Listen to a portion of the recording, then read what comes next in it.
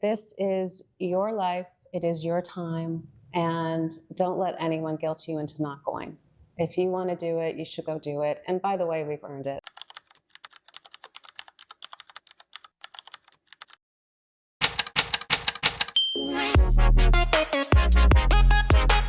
Welcome to Get Lost with me, Natalie Preddie. Now, this month we are talking solo women's travel, and who better than to talk solo women's travel than the one, the only Carolyn Ray of JourneyWoman. Thank you so much for joining me today. What is JourneyWoman? So JourneyWoman is a 31-year-old solo travel website that was created in Canada by Evelyn Hannon here in Toronto, and was actually the first solo travel website in the whole world. So back in 1997, it has really become a community of women with decades and decades of travel experience, obviously, but also a lot of younger women, newer women coming into solo travel that are learning about solo travel. So women in their 40s, their 50s, their 60s, their 70s, and we really focus on the older traveler. So why do women travel on their own?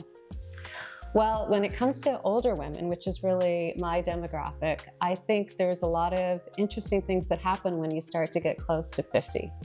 And in my case, when I turned 50, I literally sold off everything I owned to travel. And I just decided that I had had enough of consumerism and working in a corporate job. And so I auctioned off my whole house to travel. And then I was invited to take over JourneyWoman. So that happened afterwards. Yeah. But I think as we age, we're thinking more about purpose. What's our purpose in life? What is the legacy that we want to leave? What is the meaning of things? You know, we're not necessarily satisfied just to sit at home and watch things happen. We want to get out there and see the world and meet people and get connected.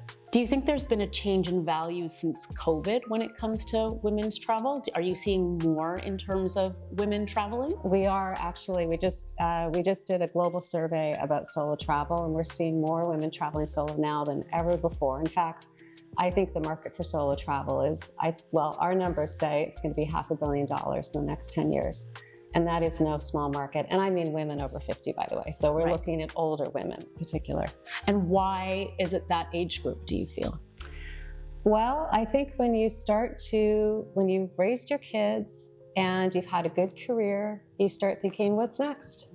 And I believe, as a woman in her 50s, that we really want to get out there and meet other women and get connected to other women and immerse ourselves in countries. So travel isn't really just an activity that you check off. It becomes part of your lifestyle. It becomes part of self-discovery and figuring out who you are and what you stand for and what you believe. So how has it changed, if at all, for you since you took over JourneyWoman? So when I bought JourneyWoman in 2019, it was, as I said, an original website. So we had to rebuild the entire website. So what we did then was we expanded our editorial team. We built a new website. I now have 24 writers writing for us, all women over 50 from all over the world that are sharing their perspective. So everything from mobility to accessible travel to adventure travel to all kinds of different forms of travel for women. And then we have a women's travel directory where women can find women-owned businesses to support, which I think is very important for us as women. And we just launched a new book called Never Too Late, which is stories of women over 50 that are out there traveling the world. So where are women heading now on their solo travels? Are there any destinations that really stand out? I think if you're just starting to solo travel, I think the best thing to do is to really start at home. So if you've never traveled on your own before, don't go to India or the Middle East or Africa. Just try it out at home first and see what that is like for you. Go to a town around Toronto. Stratford is one of my favorites. So friendly. Yeah. So try that out, or you can even go in a group and go with, there are many companies now that are offering group tours for solo women. But my favorite places, I think, are Europe would be one of them, of course. And my favorite place is Spain, actually. So I always love to go to Spain and travel in Spain. What would you say to someone who is considering solo travel, but is maybe unsure of how to start? Where to start? I would say that this is your life, it is your time, and don't let anyone guilt you into not going. If you want to do it, you should go do it. And by the way, we've earned it as women. I mean, we've raised kids, we've held down jobs. We don't really have to answer to anybody. We are empowered, we make our own decisions, we have our own money. So if you really want to travel solo, then you should do it. So what would you say is the big difference between this solo and the experience? Is it confidence? Like, what is the big? I think confidence, but I also think safety is another thing that we often don't think of with solo travel. So what we see is that the women that are starting out on solo travel might have more concerns about safety.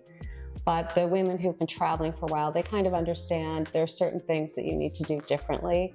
And you pack differently. I mean, packing light isn't just about avoiding baggage fees. It's about being able to carry your own things and being able to get away if you need to. So there's all kinds of safety tips that we have too. What would you say are your top 3 safety tips? Oh, you're putting me on the spot. I would say trust your intuition. Yes. And if you feel those little hairs on the back of your neck, pay attention to that. Don't worry about how you look or what others might think. If it is not feeling right to you, then you need to leave or find somebody or step into a store or something like that. Another tip is to learn self-defense skills. Okay. And one of the best self-defense skills we have is simply our own voice and learning how to yell. So when's the last time you screamed your head off? That's a self-defense skill. Yeah, yeah. And the third is, there's a lot of gear that you can have, but I really like the crossbody packs for wallets, passports, that kind of thing. So make sure you've got the right gear, but use it. If you're going to have, other gear like door locks or other things, make sure you use them. And my last one would be a rubber door stopper. Yes. Which I bring on every single trip with me, and it costs about $1. And I put it under every door just in case. I do the same thing. And what's next for JourneyWoman? So we have just announced our book this week for International Women's Day. We have a new newsletter called Smitten, which is all, tips and tricks for solo women. And what's next is just getting the word out about older women and the fact that we are ready to go, we're ready to travel, and don't stereotype us. We are not invisible.